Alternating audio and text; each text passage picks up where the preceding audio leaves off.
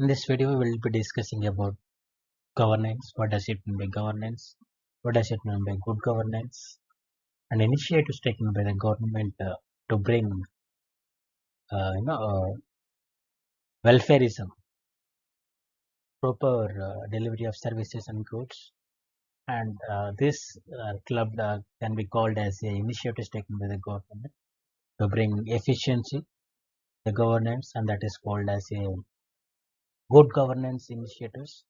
So, we'll be discussing about various initiatives taken by the government to bring good governance in India, from governance to good governance. So as you see on the screen, my name is MK Reddy, and in this video we'll be discussing about what does it mean by governance in briefly and e-governance in detail. So before we start, ever since BJP government came to power in 2014, Narendra Modi stressed so much on digitalizing India, bringing digital literature, and because of COVID-19 also there is so much of use of technology, so much of online classes happened, all these things, and recently crores of online transactions happening through Google Pay, Phone Pay, Paytm, and all these things. There is so much of stress by the government to digitalize many of the transactions and to bring efficiency, accountability in the delivery of services by the government. So we'll be discussing in this class what does it mean by. So we'll discuss what does it mean by governance. Governance is all about, as you could see on the screen, how those who are in power, those who are having authority, how they are taking decisions, how they are exercising their economic powers, how they are exercising their social powers, and how they are using their administrative powers, and what kind of policies they are making, the decisions they are taking, whether these policies are properly implemented or not, whether these decisions are properly implemented or not. All these mechanisms is called as what? Governance. And one more aspect of what does it mean by governance is effective utilization of what available resources in the country to provide welfare to the people. Welfareism emerged in late 1970s. This welfareism, one of the key aspects of governance. So governance in general, it is about how the decisions are made, how the governing is happening, how the politicians or the cabinet ministers or consular ministers exercising their power to bring proper, efficient way of delivering the services. And one more aspect that is so much attached with the governance is giving the information or providing the information to the public.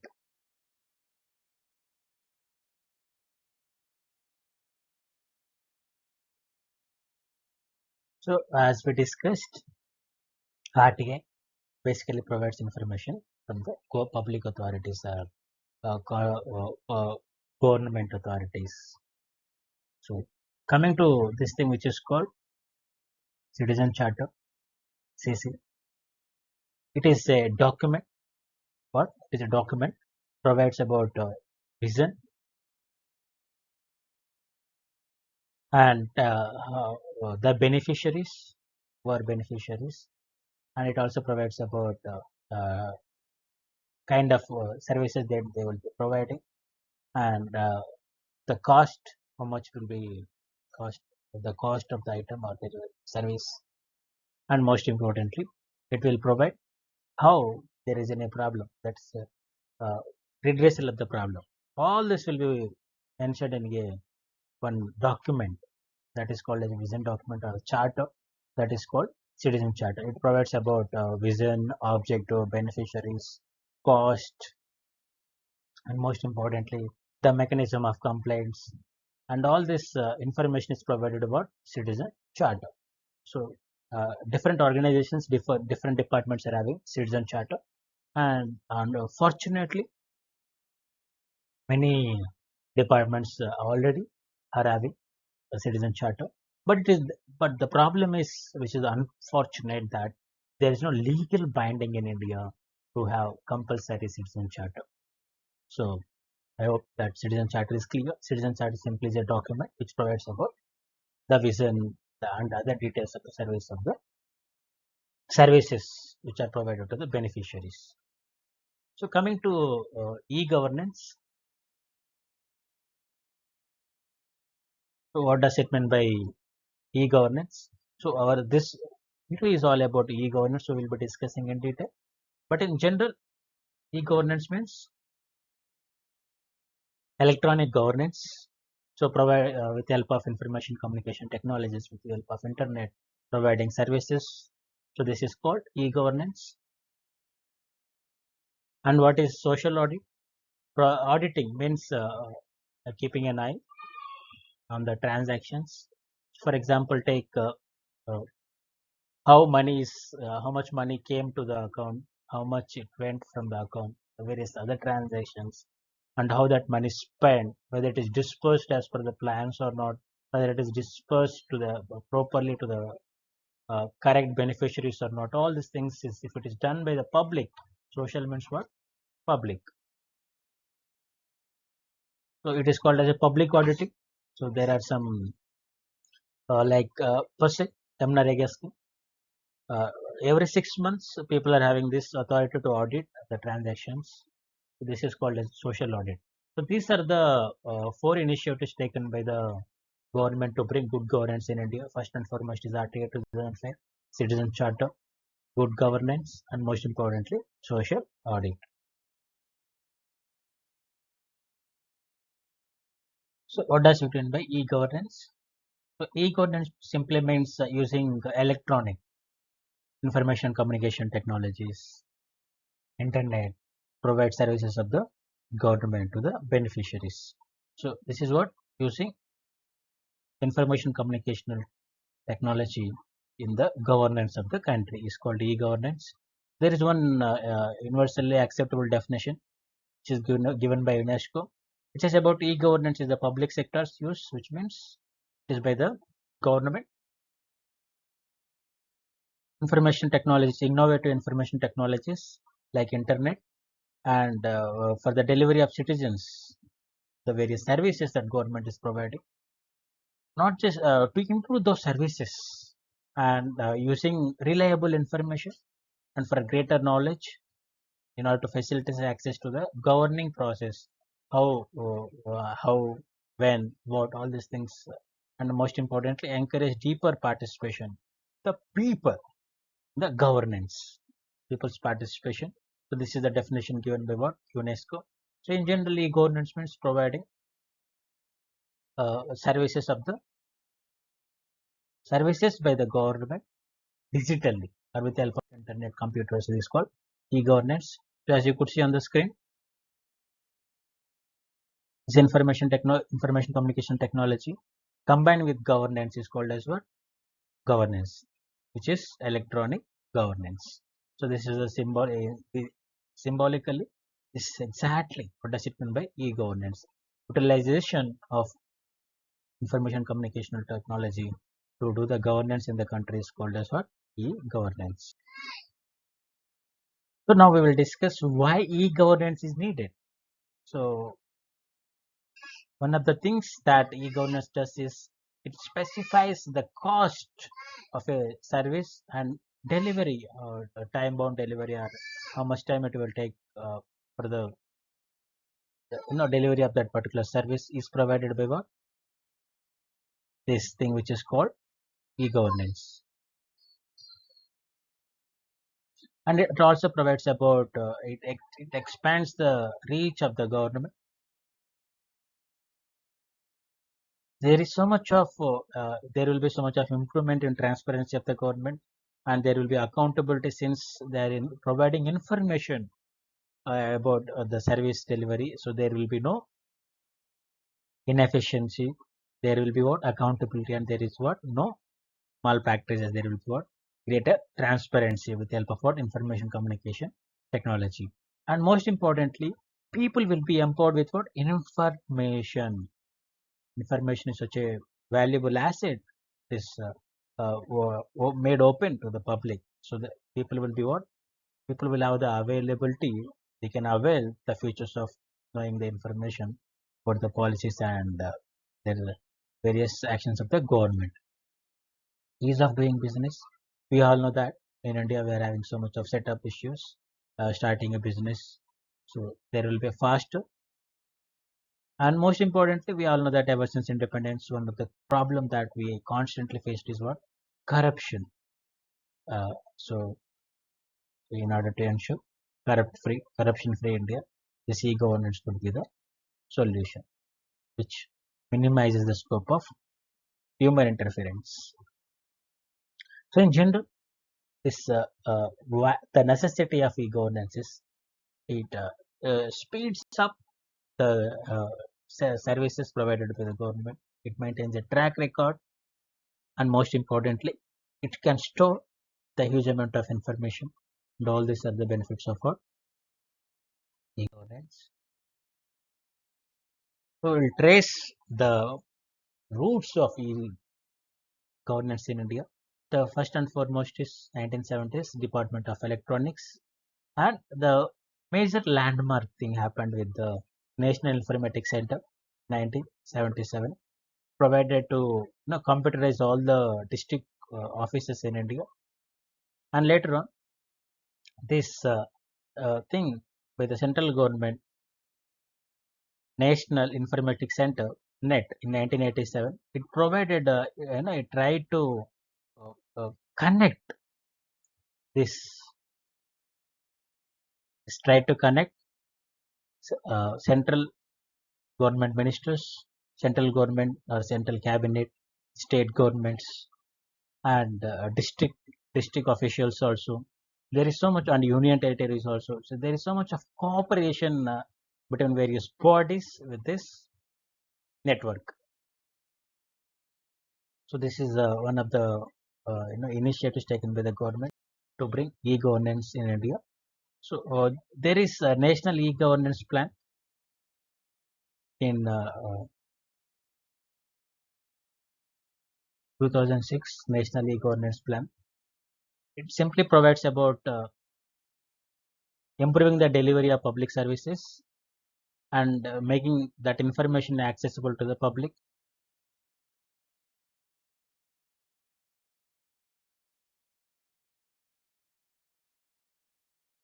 So government also brought 27 mission mode projects and 8 components on 2006 to bring a national e-governance plan to bring greater efficiency, accountability, and transparency, and all these things related to governance in India. So there are various projects related to the service deliver the services.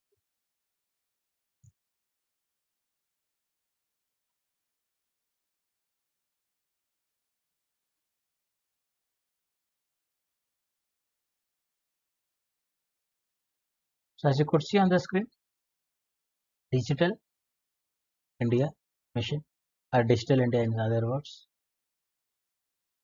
This Digital India tries to digitalize many aspects of the society, like having secure and stable digital infrastructure, safe, attack free from cyber security threat and privacy, services, providing services digitally, and most importantly, empowerment of citizens, literacy of the people, digital literacy, all this, access to infrastructure, access to information, access to digital readings, all this is called what? Digital empowerment of citizens.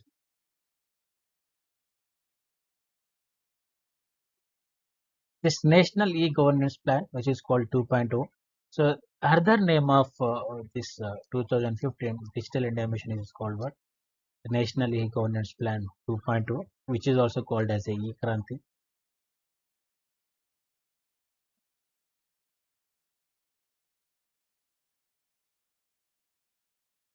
So, the main objective of this mission E-Kranti or Digital India is this: transforming e-governance for transforming governance. So if you transform e-governance, automatically it will lead to the transforming governance.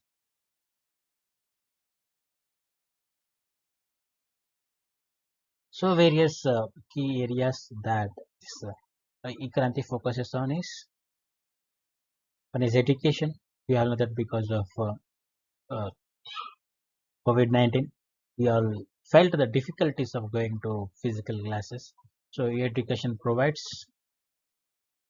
online classes, infrastructure, tabs, computers, laptops, and digital libraries, etc. Swayam is a scheme by the government to provide from ninth class to post graduation all the classes for free in the digitally. E-healthcare providing online consultation and prescriptions and delivery of medicine. All this electronically is called e-healthcare. Just as there is so much of stress on fast track courts, e-courts, e-fast track courts, online complaint mechanisms like FIR, you can file in daily FIR online or digital. All these things is called as what? Various key areas that e-Kranti focuses on. There are some models in the e-governance. So the types of e-governance.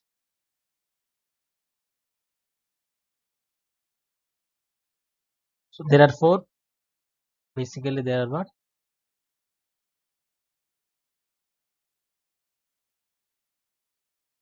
Four. One is uh, this is government citizen, government employees, government and government and business. These are the four models. This thing which is called government and citizen, they are providing direct benefits to the citizens. For example, Bhumi project, direct benefit transfer. These are the examples of government citizenship. Government to employees providing leave mechanism and having mutual connection between the employees and government. And government to business is providing access to the procurement, taxation, all these things. And governance to government, interdepartmental or intergovernmental connection. And this is called as what? Models of governance. So so far we discussed about what is governance, what is good governance, what is e-governance. So what are the, we'll be discussing in this class also, in this video also, what are the various problems that are there in regarding to governance in India, various issues related to governance in India. There are economic issues. Why? Because it is cost effective, uh, you know, why? Because people are not having access and people are unaware and infrastructure is so much expensive and maintenance is also one of the problem. So, and the other problem is technical. People lack digital knowledge since India is also known for illiteracy. So, people though are educated but not having computer knowledge. Privacy is one of the issues. Security is one of the issue, and most importantly, upgradation of the technology is one of the key issue. Digital knowledge is something that has to be worked on. Social issues, accessibility, availability, affordability, and lack of no usage of local or vernacular languages. All these are what? Social problems. Then we'll be discussing about various ways to improve the effective functioning of what? E-governance in India. So instead of using our brain and trying to say something about uh, for better functioning of the e-governance in India, so there are some recommendations provided with the second IRC, Administrative Reforms Commission. So we'll be discussing some of the recommendations given by the second IRC.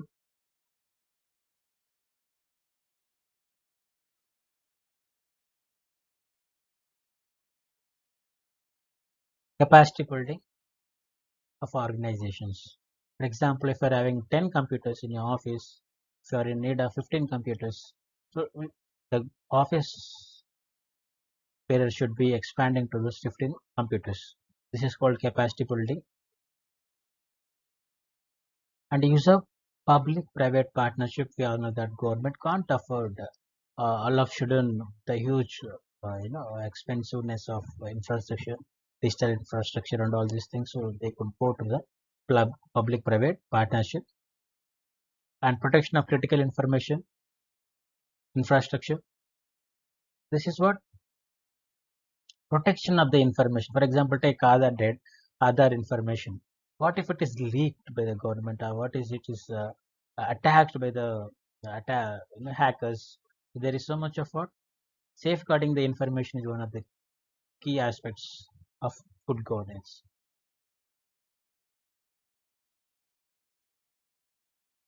Building congenial environment, like having